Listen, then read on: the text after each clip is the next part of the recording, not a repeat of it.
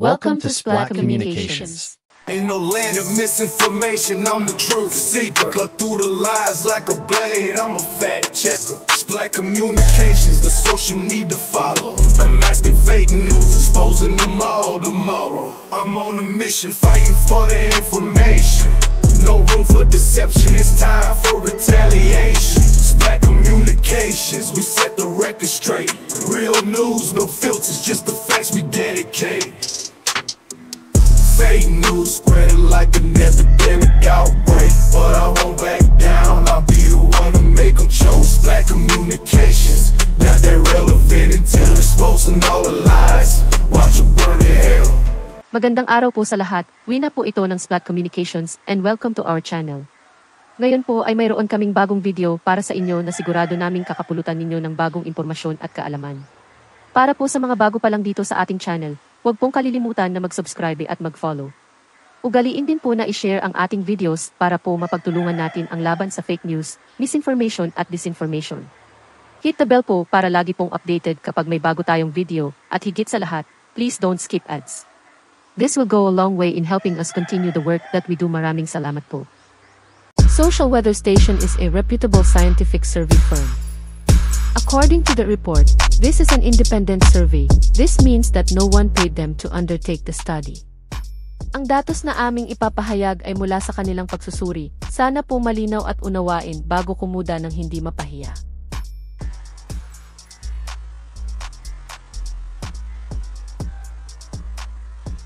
Social Weather Station Second Quarter Social Weather Survey 2024. This is an independent non-commissioned survey.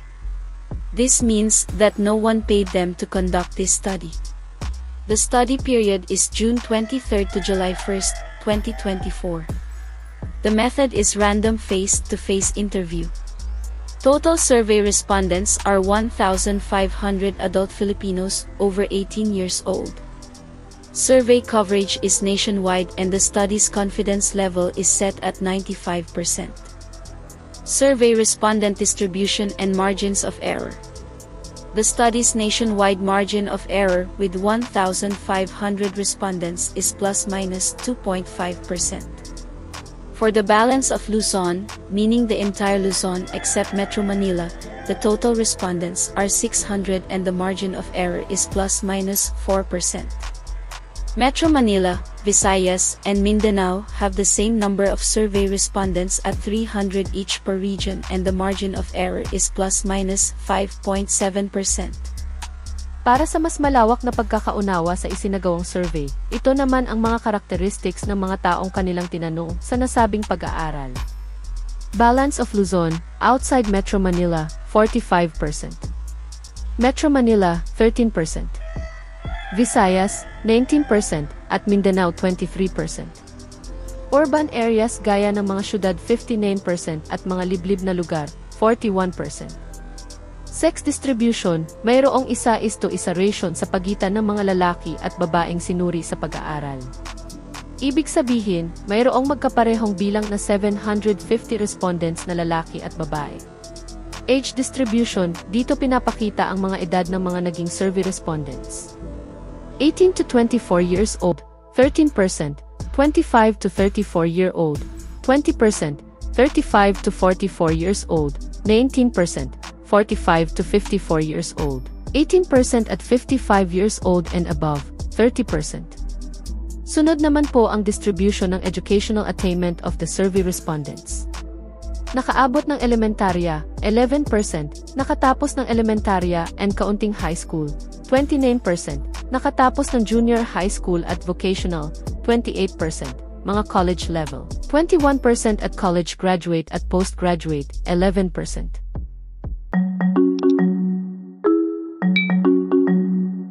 Noong nakaraang linggo po ay amin ang naipalabas ang video ukol sa satisfaction ratings ng ating Pangulong Ferdinand Marcos Jr. Ngayon naman po ay atin namang tingnan ang iba pang matataas na opisyal ng ating pamahalaan. Tingnan na po natin ang mga datos ni Vice President Sara Duterte. Ayon sa naturang pag-aaral, 65% ang mga nagsabi na sila ay satisfied sa kanya. Kung titingnan ang datos last year, ito ay bumagsak ng mahigit na 12% mula sa 77%. Ang dissatisfied o hindi nasisiyahan kay VP Sara Duterte ay tumaas naman ng 13 percentage points mula 8% to 21%. Ang net satisfaction rating naman ni VP Sara Duterte ay bumagsak ng 25 percentage points mula 69% noong June 2020 pabulusok pa ibaba na 44% na lamang sa kasalukuyan. Markado ang malaking pagbagsak ng mga taong hindi nasisiyahan kay VP Sara Duterte, lalo na kung ang pagbabasehan ay ang 25% decline sa net satisfaction ratings. Naitala na rin sa isang pagsusuri ng Pulse Asia, kamakailan ang mga posibleng epekto ng pagbaba ng mga numerong ito para kay Sara Duterte. Una ay ang legacy ng amang si Rodrigo Duterte sa malagim na war on drugs. Ang kanyang pagkakadawit sa kaso sa ayon kay Las Canas. Ang kawalan ni VP Sara ng komento ukol sa pagmamalabis ng China sa West Philippine Sea. Ang paninira ng kanyang pamilya kay Pangulong BBM na walang basehan, ang kanyang napakahinang performance bilang DepEd Secretary. Ang pag-attend ng maisog rallies. Pagtatanggol kay Apollo Quiboloy. Hindi pa kasama dito ang epekto ng kanyang pagbabakasyon, kasama ang pamilya sa kasagsagan ng pinagsamang bagyong Karina at habagat na nagpalubog sa maraming lugar sa Pilipinas. Iyan pa rin kasama dyan mga posibleng negatibong epekto ng kanyang pagpuna sa pamahalaan ni Pangulong Marcos kamakailan na ikinagalit ng maraming tao. Ang mga posible at napipintong pagkakadawit ng mga kaalyado niya at ng kanyang ama sa pogo at iligal na droga at ang pagpasok ng ICC sa pamamagitan ng Interpol na pagsiserve ng warrant of arrest.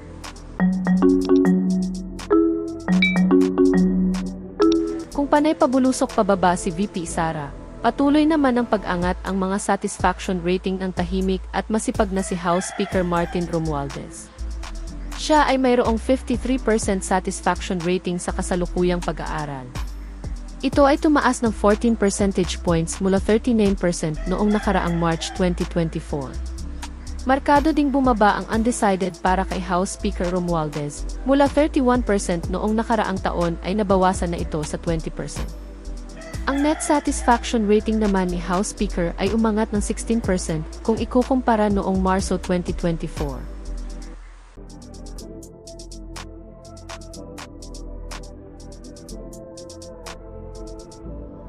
Ito po ang mga numero ni Senate President Chis Escudero sa naturang pag-aaral. Siya ay mayroong 64% satisfaction rating. Magkaparehas na 17% na dissatisfied at undecided. Si S. Chis ay mayroong 47% net satisfaction rating. Weather Station. Public satisfaction rating of President Ferdinand Marcos Jr. from December 2023 to June 2024. Last December 2023, President BBM's satisfaction rating was 65%. It dropped by 15 percentage points to 50% last March 2024 but has recovered moderately last June 2024 to 55%. His highest satisfaction ratings come from Balance of Luzon at 60% and lowest at Mindanao 46%. In terms of location, those in rural areas, his performance rating is 60% and in urban areas, 52%. Those who are dissatisfied with his performance decreased from 31% to 28% based on 2 study periods. Based on age brackets, those aged from 55 years old and above gave President Marcos Jr. the highest satisfaction rating at 65%. This is followed by the youth sector, aged 18 to 24 years old with 54%. All other age groups gave him 50% or higher satisfaction ratings.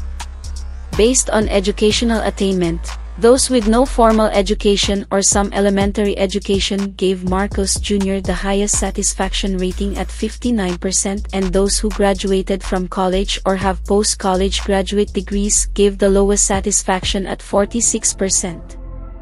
Based on the social weather station data, we calculated for the average public perception that President BBM will fulfill a few to all his promises to the people.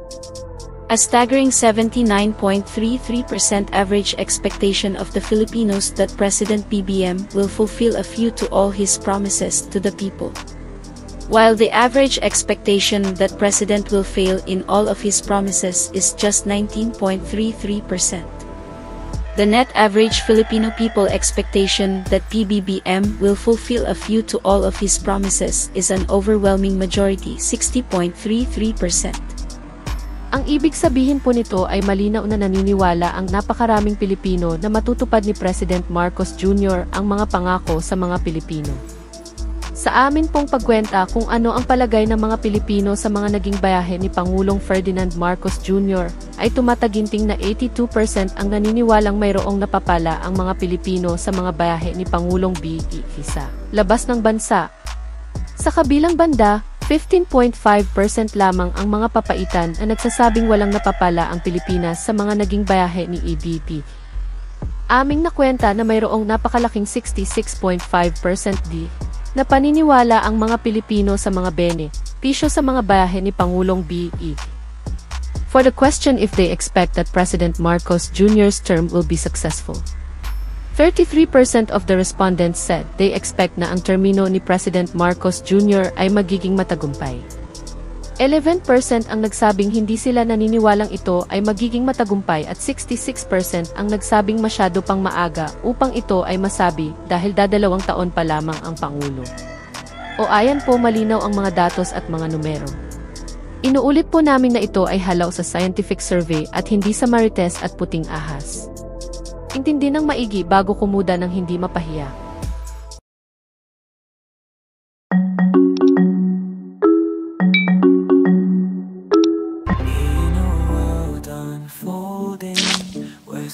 Introducing Splat Communications channel memberships. For a small amounts per month, you can help us in our crusade to share correct, relevant and timely information, spread positivity and invoke inspiration. There are 3 levels to choose from.